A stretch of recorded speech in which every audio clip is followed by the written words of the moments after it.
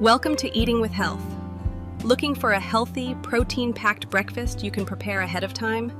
This delicious zucchini... Here's everything you'll need. Fresh zucchini, cherry tomatoes, eggs, cottage cheese, feta cheese, garlic, olive oil, and dried oregano. Slice the zucchini into bite-sized pieces and halve the cherry tomatoes.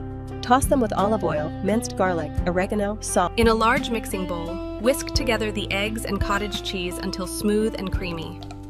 Stir in chopped fresh dill. Grease a baking dish and spread the roasted vegetables evenly across the bottom. Pour the egg mixture over the vegetables, making sure everything is even.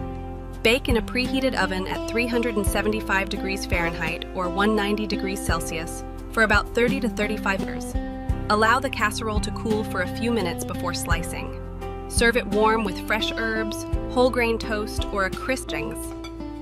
This casserole is perfect for meal prep.